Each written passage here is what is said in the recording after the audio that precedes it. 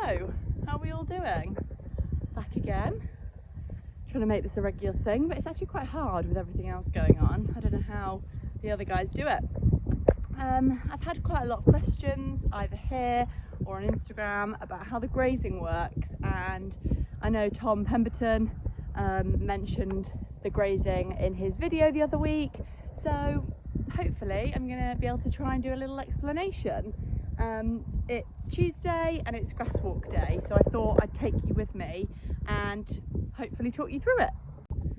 So firstly, what I'd like to point out is this is the system we use. I'm not saying one size fits all. I'm not saying this system would be suitable for everyone, but it really works for us, and we are driving a more cost efficient business using a grazing system.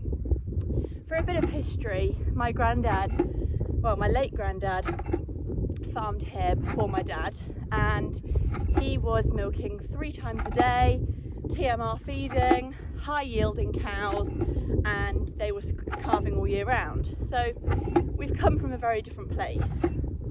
Since then, my family, either together or separately, have spent time in New Zealand, and particularly my dad has taken a lot of inspiration from their grazing system.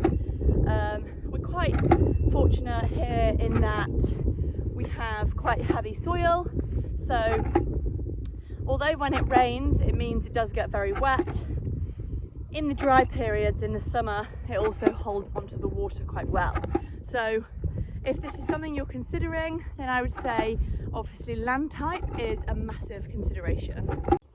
The next thing that's pretty important if you are considering grazing, or for people who do run on a grazing system, is the infrastructure. Now, over years, as I say, this hasn't happened overnight. We've spent quite a lot of money on cow tracks and fencing, and also water troughs. So for context, our cows move to a new paddock every 12 hours. So every time they come out that milking parlour, they know they're going to fresh grass. This wouldn't really be possible without the tracks. You'd make a hell of a lot of mess and it just wouldn't really work. So we set it up the morning before or the afternoon before, and then as soon as the cows have finished milking, they're let out straight away and head to the field.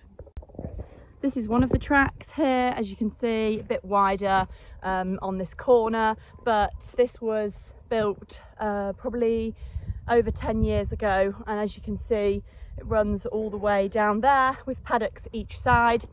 As I mentioned before, obviously it's also fenced to keep the cows where they're meant to be, but additionally we also have some concrete sleeper tracks, which I'll try and show you later on.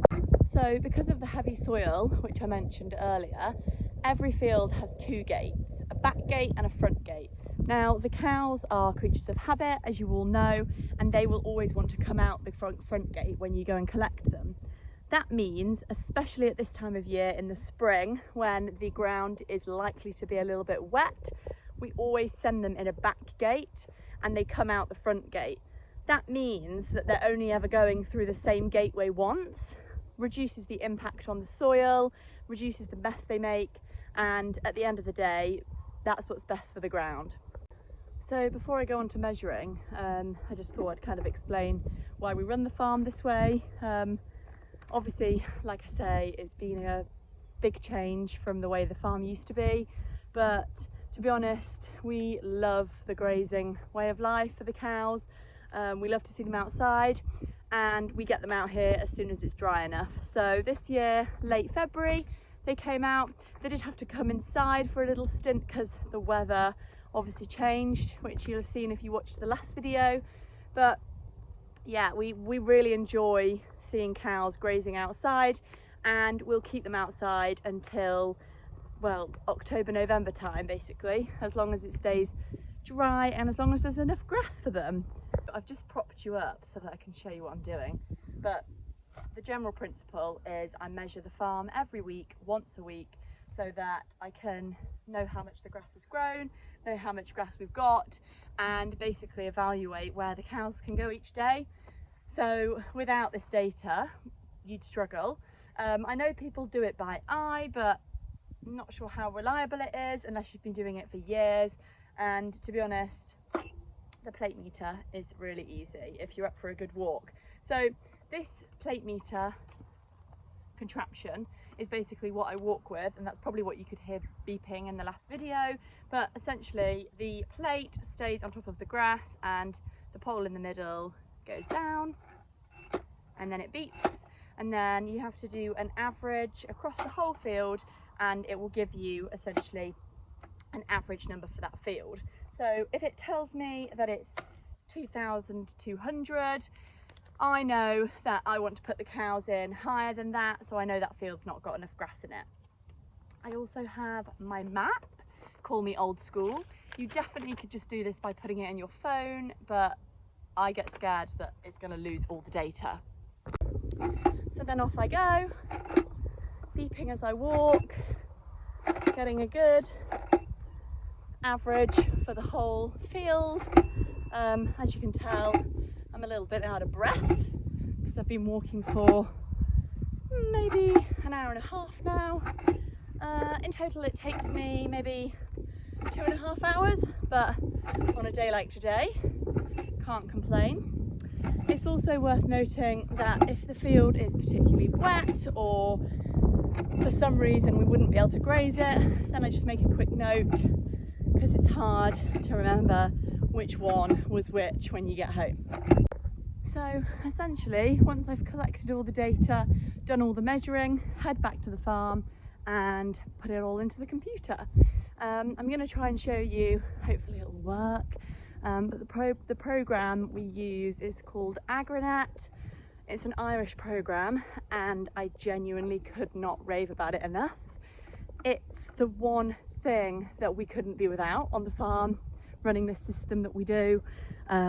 It basically does all the work for you, and essentially puts all the fields in order so we know exactly which ones have got the most food on, and yeah, takes the hard work out of it. Obviously one field might measure the same as another field, but because they can be very different sizes, then it's not that easy. So you have to input the field sizes in, and then all the work's done for you. One thing to note is that, as you can probably see, I'm on a road. It's quite a quiet road, but our farm is split by a road, and 40% of our farm is over that side, which means we do have to cross the cows. So we are slightly restricted some days on where the cows can go, because we don't really want them across the road at night. Crossing them in the morning isn't that fun. And for example, if we don't have enough staff on, then again, crossing them isn't ideal. So we do have some extra considerations to take as well. So that's it. Once I've got my map, which is complete, I am going to enter it into the computer, and hopefully the data is going to tell me how much grass we've grown and where the cows can go next. So basically you get asked for the cover of each field, which is the measurement, and that's the measurement from the previous week. As I say, you can put in a comment if you need to, and if this number that you enter here is less than the week before, for example, if I put in 2,100, it will come up red, and you can input the date it was grazed. So then that's it, the data's in, and it's given me essentially all the numbers I need to predict what's going to happen for the next week. It's told me how much the grass has grown, which was 21 over the last week.